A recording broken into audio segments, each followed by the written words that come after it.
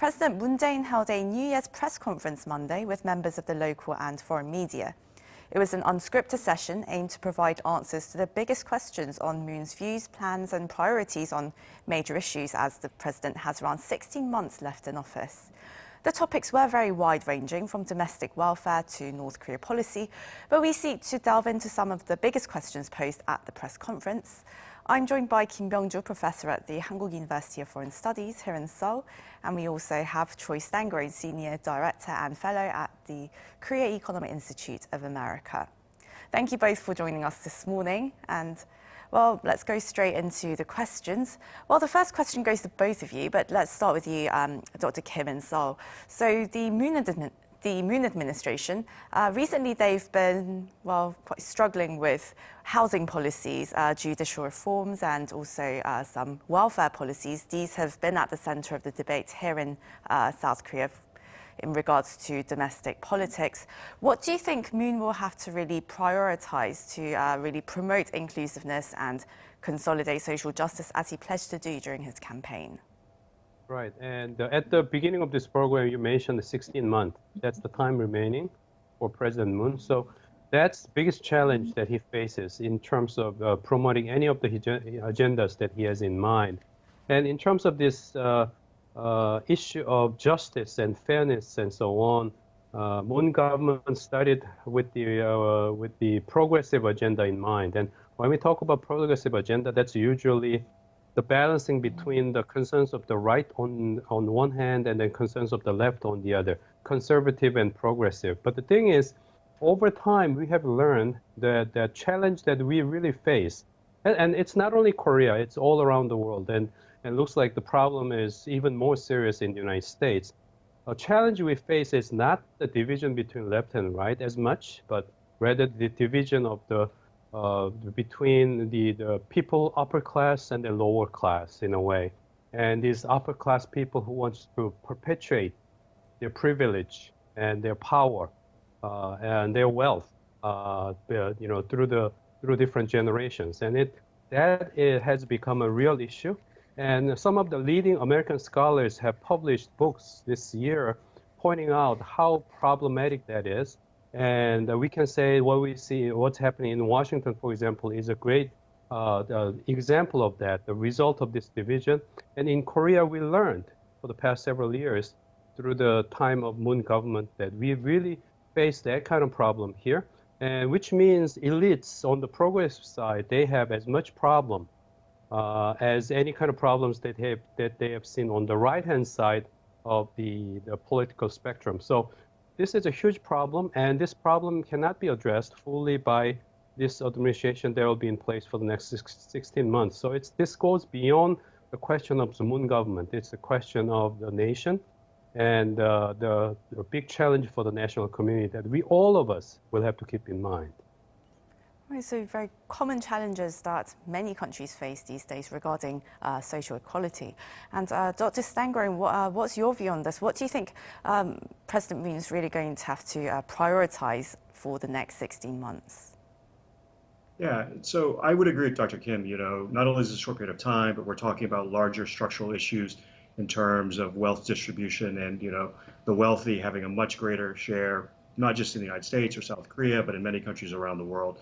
And how do you take and sort of try to restore, a middle class and opportunities for people in, lower income brackets to take and rise up into that middle class. And so I think, in the 16 months, there's a couple of things that President Moon needs to really focus on. And, he sort of outlined some of this in his New Year's address, which is that, this year really is about returning to normal on COVID and, getting people back to work, removing restrictions, removing the need, as he said, to have to wear masks in public. And so step number one is really just getting the economy back to normal. But as you do that, you have to start looking at the question of where has there been the most damage over the last, year and a half to 2 years that this pandemic will have taken place by the time that happens. And so if we look, for example, in the labor market, you see that, the share of women in the labor force has declined about 0.8% from where it was before. That's a reversal from what had been a growing trend to more women actually coming into the labor market. This is important because long-term for South Korea, Getting female labor participation up to that of male labor participation is worth about 7% to the South Korean economy in terms of current GDP. And so it's a significant economic boost. But you also have a lot of, challenges in the SME sector, small businesses, specifically small businesses owned by people who are, under the age of maybe, or over the age of maybe say 55 or so, who've retired from their normal job and started their small shops. But with service industry sectors, be they restaurants, be they, hotels or other things being really hit, not only on the sort of corporate side, where you see like airlines, but also on the small service companies that supply these industries are really getting hurt. And so you have to try and really address the challenges there, be they either additional loans or finding ways to take and improve economic activity around these sectors. And so it's really, if you want to address inequality in society, we first have to get through the pandemic, and that means dealing with these issues. And of course, the President also mentioned making the competition fair between companies, of course, SMEs and huge conglomerates. And Dr. Kim, quite a number of questions yesterday during the press conference were regarding, President Moon's #1 foreign policy priority, which has been strengthening his ties with North Korea. While most analysts have said that North Korea won't be a priority for incoming US President Joe Biden, Moon expressed some optimism at the press conference yesterday, saying that the new US administration could be a new chance to revive talks with North Korea. Do you think he's being a bit optimistic there, or do you think he will be able to leave with a North Korea legacy? I mean, what's he really going to have to do over the next 16 months to make that happen? Well, I guess I agree with the observers who had said that he sounded a little bit too optimistic about his prospect of working with the Biden administration indeed. But the way I see it, he didn't have any other choice. He has to work with the Biden administration, and he has to work out the things and differences between the Biden White House and Moon's 청와대 here. And so I think he said pretty much the right things. The way I see it, and according to the many other observers here, what Seoul is hoping for is not a pendulum movement of going back to the Obama's time of strategic patience, keeping North Korea on the side, as North Korea is not doing anything about the denuclearization. What I'm saying is we should not accept North Korea's inaction in terms of denuclearization. North Korea has to be forthcoming in terms of what they can do for denuclearization. But at the same time, the hope on this side in Seoul, and I think probably Biden administration is going to make the move that way. That is a little bit of a kind of like Hegelian dialectic movement. It's not a pendulum movement of going back to the Obama time, but building on a little bit and taking whatever the small lessons we can take from the Trump presidency, meaning that we have to make our utmost efforts to carry on a dialogue with North Korea, or without their move.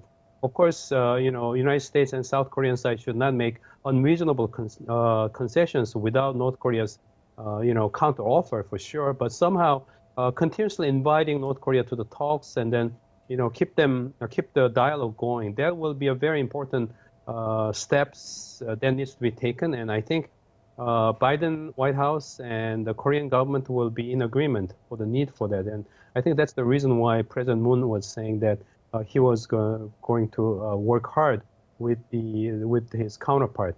And as he mentioned, the Biden team is full of the very experienced people on Northeast Asian policy and North Korean policy as well. So that is actually an element of hope in a way, rather than outsiders and the people who do not have experience with North Korea coming into a new administration.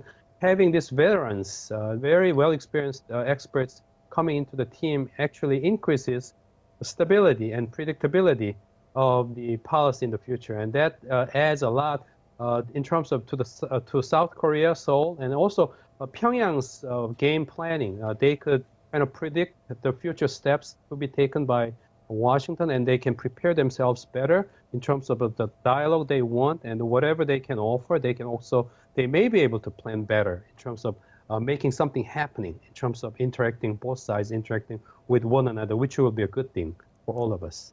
No, so as you mentioned, it's very important for President Moon to set that kind of tone as President-elect Joe Biden comes into office. And Dr. Stengering, now moving on to the economy now. South Korea, most countries around the world are quite optimistic about the Biden administration really reviving multilateralism and, of course, the global trading order. But some analysts are saying that it's not all going to be, it's not just going to be, all sunshine and roses. Some expect Joe Biden to really mostly retain Trump's trade policies, although in less of a perhaps confrontational manner.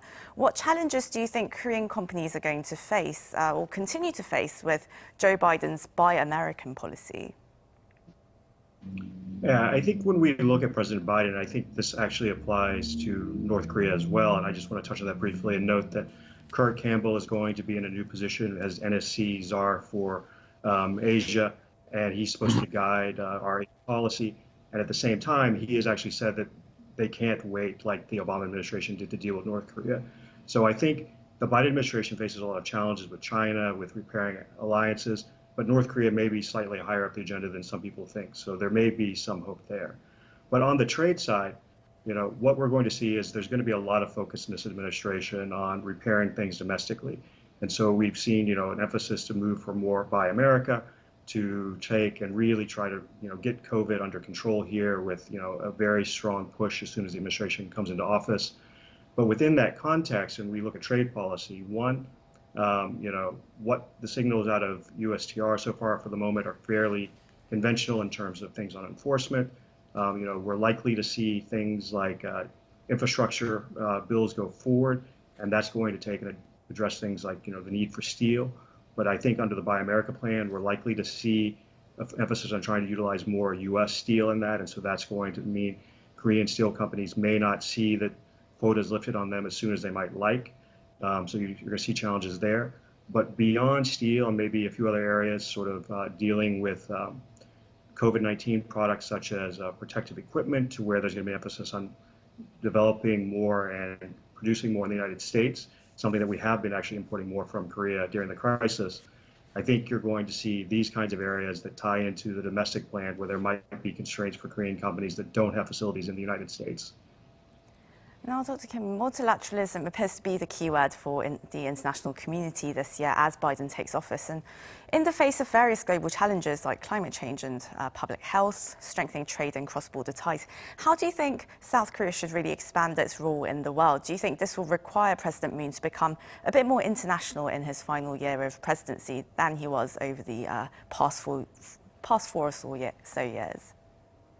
I think that's a really important question indeed, because that's a big kind of change or challenge that Moon administration faces on this side. Because during the Trump presidency, there was a kind of like a new style for Korea when he came into office, kind of bilateralism, anti-multilateralism, and the Moon government did its part to get used to it, and now it's changing back to the multilateralism here. And so the Moon government itself is working hard on that.